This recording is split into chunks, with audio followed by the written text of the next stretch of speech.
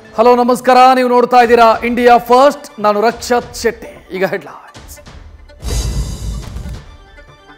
ನಾನೊಬ್ಬನೇ ಅಲ್ಲ, ಇಡೀ ಸರ್ಕಾರದಿಂದ ನಿರ್ವಹಣೆಯಾಗಿದೆ.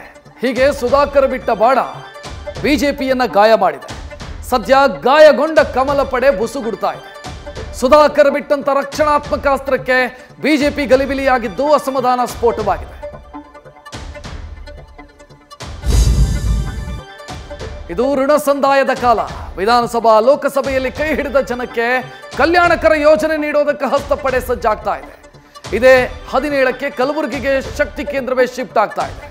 ಆದರೆ ಖರ್ಗೆ ಮೇಲಿನ ಅಪವಾದ ತೊಳೆಯೋ ಕಲೆಗಾರಿಕೆ ಅಂತ ಬಿಜೆಪಿ ಆರೋಪಿಸ್ತಾ ಇದೆ.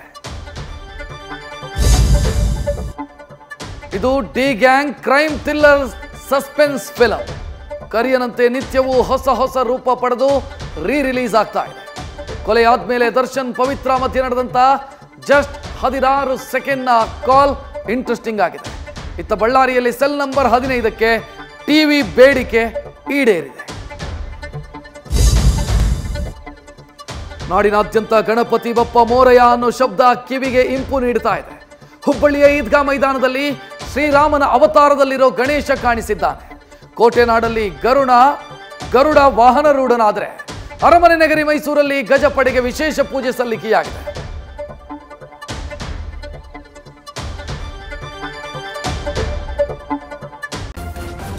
ನ್ಯೂಸ್ ಫಸ್ಟ್, ನಿರ್ಭೀತಿಯಿಂದ ನಿಮ್ಮ ಪರವಾಗಿ.